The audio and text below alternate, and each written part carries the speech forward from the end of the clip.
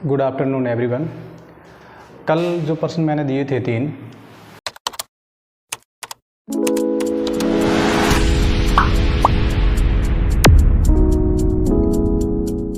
तो पहला प्रश्न अपना ये है 2 गुणा 5 प्लस 15 भाग 3 गुणा 4। तो ऐसे प्रश्नों में अपन ने ये पढ़ा था कि पहले जो भाग वाला प्रोसेस होगा उसको अपन हल करेंगे। अब भाग वाला प्रोसेस जैसे यहाँ पे है तो इनको हल अपन पहले करेंगे।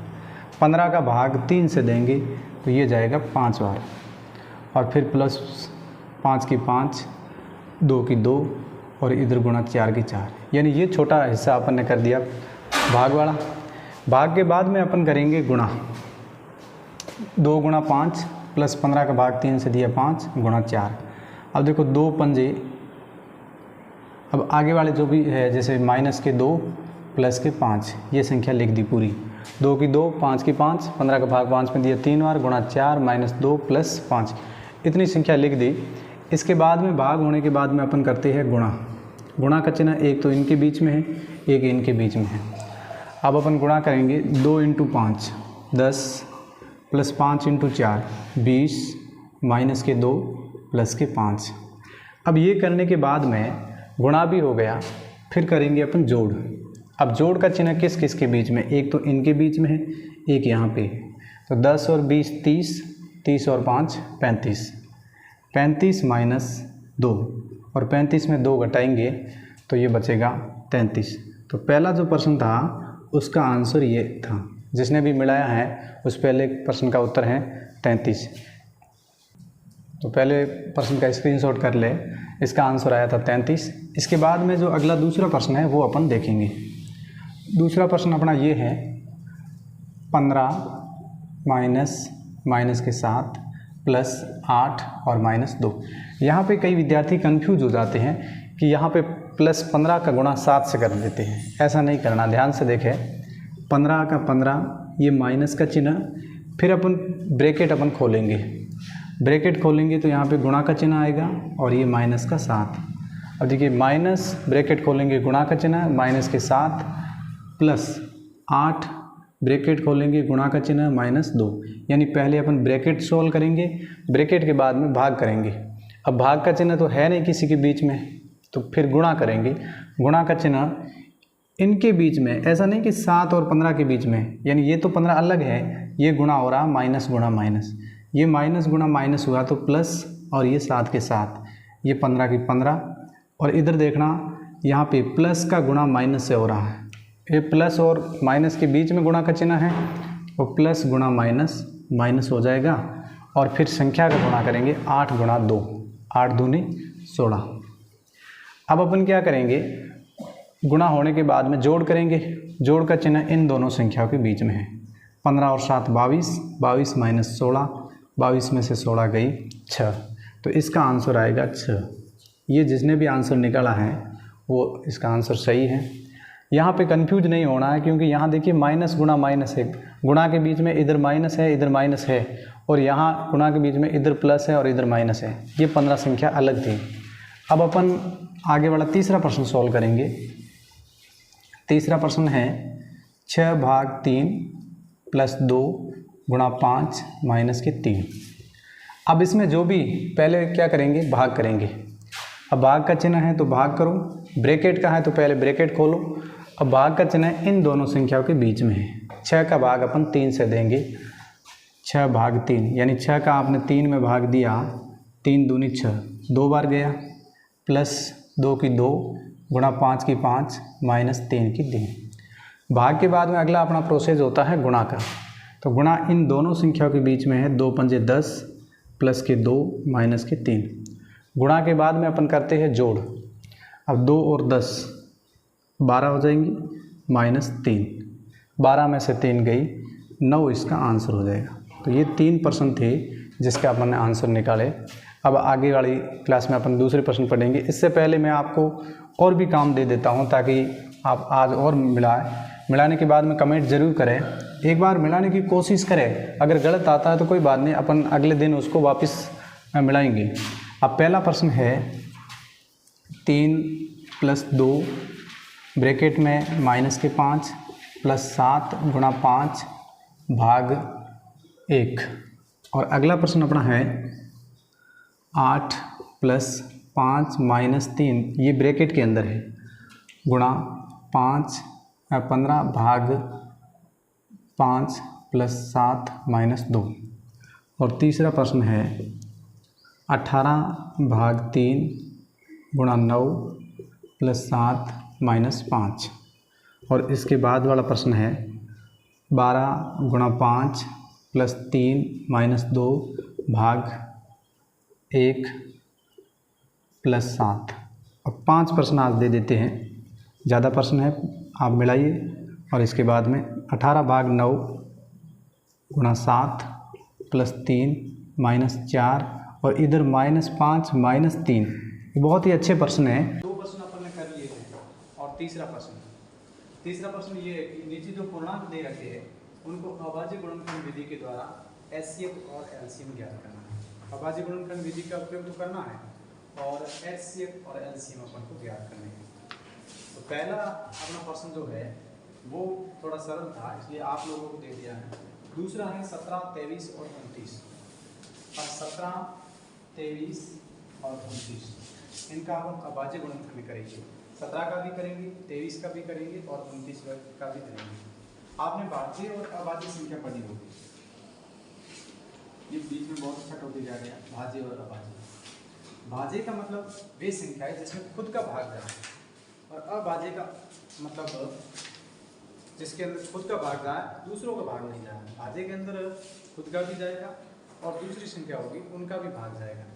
जैसे मान लो मैंने लिखा 4 एक ऐसी संख्या है, 2 के पहाड़े में भी 4 आएंगे और 4 के पहाड़े में भी अपन एक बार बोलेंगे तो 4 आएंगे। तो इसके टुकड़े 2 से ज़्यादा बन रहे हैं।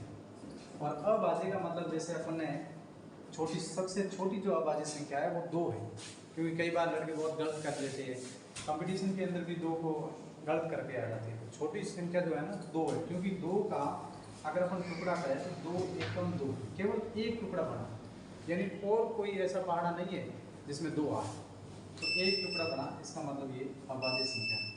ठीक है, और सबसे छोटी अभाज्य संख्या है, क्योंकि एक ना तो भाज्य है न अभाज्य है। और सबसे छोटी अगर भाज्य संख्या का है 3 को देखो पहले आप, 3 केवल 3 के पहाड़े में आएगा और किसी के पहाड़े में नहीं आएगी, तो 3 भी अभाज्य संख्या है। इसके बाद में अपन चलते हैं 4 का अपन अभी चेक कर लिया था, 2 के पहाड़े में भी आता है और 4 के पहाड़े में भी आता है, तो 4 सबसे छोटी भाज्य संख्या है। अब अपन इनका अपन देखते हैं। 17 जो है, 17 में किसका भाग जाएगा, 23 में किसका जाएगा, 29 में। अब देखो अपन ने भाजकता के नियम भी पढ़े थे, कुछ नियमों को अगर देखें तो 17 तक किसी का भाग नहीं जा रहा था, 17 में केवल 17 का भाग जाता है, और 23 में भी केवल 23 का भाग जाता है, और 29 में भी केवल 29 का भाग जाता है। तो तीनों ये अभाज्य गुणनखंड है। अब इनका अपन अभाज्य गुणनखंड विधि के द्वारा सरल कर लेंगे। अभाज्य गुणनखंड में तीनों के अलग अलग निकालेंगे। जैसे पहला अपन निकाला है 17। अब 17 केवल 17 के पहाड़े में आते हैं, 17 का भाग 17 में गया 1 का। इसी प्रकार 23 भी केवल 23 के पहाड़े में आता है। अब अपन 29 को देखें, 29 भी केवल 29 के पहाड़े में आता है। अब अपन 29 का भाग देंगे 29 में, 29 एकम 29। इनके जो टुकड़े बने हैं, अब अपन 17 का टुकड़ा देखें तो 17 का टुकड़ा बना है 17 × 1, क्योंकि 1 तो सभी के पहाड़े में आता है। अब 23 का देखें 23 × 1। इसी प्रकार 29 का देखें 29 × 1। तो इनका HCF कितना आया? HCF में अपन ने पढ़ा था हाईएस्ट कॉमन फैक्टर, यानी इन तीनों के अंदर कॉमन कौन आया। कॉमन का मतलब एक जैसा कौन आया। एक जैसा अपन देखें तो ये एक जैसा है, यानी अब इसका HCF तो हो जाएगा 1, और LCM देखो ये 17, 23, 29, इसका कोई टुकड़ा नहीं बना, मतलब टुकड़ा बनता और इसकी घातें बनती, जैसे 2 की घात 3, 3 की घात 2, तो इनकी जो ज़्यादा घात होती है वो अपन ले लेते, लेकिन इसके टुकड़े नहीं बने तो इनका सभी का गुणा कर दो। अगर अपन इसका गुणा करेंगे 17 × 23 × 29, वो बराबर इसका आ जाएगा LCM। अब अपन इसका गुणा करें, जैसे 17 का गुणा पहले 23 से करो,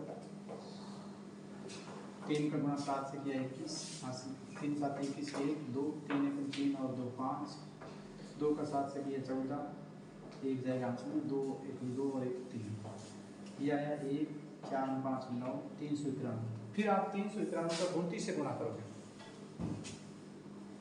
अब 9 1 9 9 9 81 की 1 और 8 जाएंगे आंसर में, 9 की 27 और 8 35 हो जाए, 27 और 8 35 हो जाएंगे। और फिर 2 1 2 2 9 18 की 8 आंसर की 1 2 3 6 और 1 7 9 2 1 3 8 5 13 की 3 आंसर की 1 7 में 3 10 में 1 11। इसका आप तीनों का गुणा कर लेना, और जो गुणा करने के बाद में जो भी गुणनफल आया, जैसे ये आया 11,339, तो ये इसका आंसर आएगा। आपने सही गुणा किया तो इसका सही आंसर आ जाएगा, और थोड़ी गड़बड़ की है तो गड़बड़ हो सकता है। और इसका एलसीएम ये आया है अभी 11,339 और एचसीएफ ये आया है। तो अपन ने ये दूसरा प्रश्न कर दिया। कैसे करना है, दोनों के अभाजित गुणनखंड कर दो। 17 के किए, 23 के किए, 29 के किए। इसके बाद में एचसीएफ के अंदर अपन ने कॉमन ले लिया जो कि अपना 1 आया, और एलसीएम के अंदर जो कॉमन चीज़ नहीं थी उनका आपस में गुणा कर लिया। अब गुणा किया तब जाकर के अपना आंसर ये आया। तो एचसीएफ और एलसीएम दोनों इसकी ज्ञात हो गई। अब अपन आप स्क्रीनशॉट भी ले लेना इसका। अगर अब अपन देखेंगे तीसरा प्रश्न। पहला प्रश्न तो आपको खुद को करना है। तीसरा प्रश्न अपना है 8 9 और 25। इन सभी के पहले अपन अलग अलग गुणनखंड करेंगे। जैसे 8 का अपन ने अभाज्य गुणनखंड किया, 2 के पहाड़े में 8 आएंगे 4 बार, और 2 के पहाड़े में 4 आएंगे 2 बार, 2 के पहाड़े में 2 आएंगे 1 बार। अभाज्य गुणनखंड को प्राइम फैक्टर भी कहते हैं, इंग्लिश मीडियम के कोई विद्यार्थी है तो। और अब 9 का अपन करेंगे, 3 का भाग 9 हो जाएगा 3 बार, 3 का 3 हो जाएगा 1 बार, और 25 का 5 का भाग जाएगा 25 में 5 बार, और 5 का 5 हो जाएगा 1 बार। अब आपने अभाज्य गुणनखंड कर लिए सभी के। 8 का जो किया वो आया 2 × 2 × 2, और जो 9 का किया आपने वो आया है 3 × 3, और 5 का जो आपने किया है वो आया 5 × 5। अब ध्यान दें, एचसीएफ का मतलब होता है कॉमन। अब यहाँ पे कॉमन कौन है, कोई नहीं दिख रहा। यहाँ 2 है लेकिन यहाँ पे नहीं है, 3 है वो इधर नहीं है, इधर नहीं है, कोई कॉमन नहीं है ना। जो कोई कॉमन नहीं आता तो मतलब एक तो सभी के अंदर आएगा, क्योंकि 8 2 दूनी 4 4 दूनी 8 1 8। इसी प्रकार 3 3 9 9 1 9। इसी प्रकार 5 × 5 25 25 1 25। तो ये एचसीएफ जो है वो आपका 1 आ जाएगा। और एलसीएम जो ये युग्म अपन ने ले लिया एक बड़ा, एलसीएम के अंदर इनका गुणा कर देना। जैसे 2 दूनी 4 4 दूनी 8, फिर 8 का गुणा इस 9 से करोगे, 8 9 में 72, फिर 72 का गुणा इस 5 × 5 से करोगे। ये 25 था ना, इससे 2 दूनी 4 4 दूनी 8, फिर 8 का गुणा 3 3 9 से करेंगे, फिर 5 × 5 25 से। अब आप इसका गुणा कर रहे हैं, 8 9 में 72, और 72 का गुणा 25 से। 5 दूनी 10 की 0 आंसर की 1, 7 9 35 और 1 36 इंटू 2 दूनी 4 2 7 14 0 6 और 4 10 की 0 आंसर की 1, 3 4 7 1 8 और ये। मतलब एलसीएम जो है वो 1800 आया, और एचसीएफ जो है 1 आया। ये जो गुणा वाला काम है वो आप कॉपी में किया करो ताकि टाइम हमें बचे। तो ये दोनों हो गए, आप स्क्रीनशॉट ले लेना। अब अपन आगे इसका अगला जो पार्ट है, चौथा प्रश्न जो है वो अपन बनाएंगे। चौथा प्रश्न अपन देखेंगे इसमें क्या क्या पूछ रखा है। चौथे प्रश्न में अपन को पूछा है कि एचसीएफ जो है वो अपन को दे रखा है 306 और 657। ये फर्स्ट और लास्ट संख्या दे रखी है, और एचसीएफ बराबर 9 दिया हुआ है।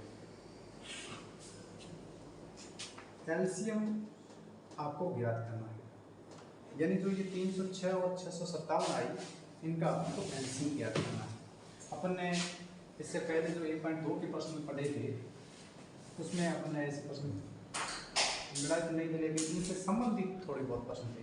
अब एचसीएफ अपन को दे रखा है और ज्ञात क्या करना है, एलसीएम। अपन के पास जो 1.2 के अपन दूसरा प्रश्न पढ़े थे उसमें ये होता था 306 × 657, यानी इन दोनों संख्याओं का गुणनफल करने पर वो सामने HCF गुणा LCM आता था। ठीक है, अब अपने पास है 306 गुणा 657 बराबर HCF दे रखा है 9 इंटू LCM। अब आपको क्या ज्ञात करना है? LCM ज्ञात करना है। LCM ज्ञात करने के लिए क्या करेंगे? देखो यहाँ पे गुणा में है, आगे अपन ने समीकरण पढ़े नहीं है, आगे पढ़ेंगे तो पता चल जाएगा। यहाँ पे जो गुणा में है तो जो चीज़ ज्ञात करनी है उसको बाहर ले लो। जैसे LCM ज्ञात करना है, LCM को बाहर ले लो और ये जो संख्या है वो सामने है जैसे कि जैसे रखेंगे 657। जब अपन ने इस गुणा को बाहर लिया LCM में, तो ये जो गुणा में थे 9 वो भाग में चले जाएंगे। यहाँ पे अपन भाग में ले लेंगे। अब जो चीज़ें कट रही है उसको काटो और जो नहीं कट रही है उसका अंश का गुणा अंश से कर दो। जैसे 3 और 6 कितने होते हैं? 9। क्या 9 के पहाड़े में 9 आते थे? भाजकता का नियम जो पढ़ा था 3 की भाजकता और 9 की भाजकता का सिमिलर था, लेकिन वो 9 के पहाड़े से गुण जाना चाहिए। 3 और 6 का 9 हुआ तो 9 का भाग इसमें पूरा पूरा जा सकता है, अपन भाग देंगे। 306 का भाग दिया 9 से, 9 दिया 27, 30 में 27 दिए 3 और 6, 9 चौक 36, ये आया 34। यानी 34, ये 9 कटा एक बार, ये कटा 34 बार। अब आप 34 का गुणा 657 से करोगे। किससे करोगे? 657 से। अब 34 का गुणा 657 से करेंगे, इसका जो भी आंसर आए वो अपन को लिखना है।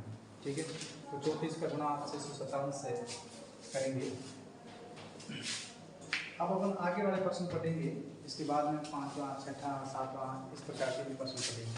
ठीक है, तो बंद करते हैं। तो ये इस प्रकार से अपन ने तीसरा और चौथा प्रश्न देख लिया। अब अपन आगे वाले जो प्रश्न है वो अपन देखते रहेंगे। जैसे मान लो 5वां प्रश्न है, 6ठा प्रश्न है, तो ये अपन आगे वाले वीडियो में देखेंगे। अब आगे और भी अपन पढ़ेंगे, जैसे कोई करें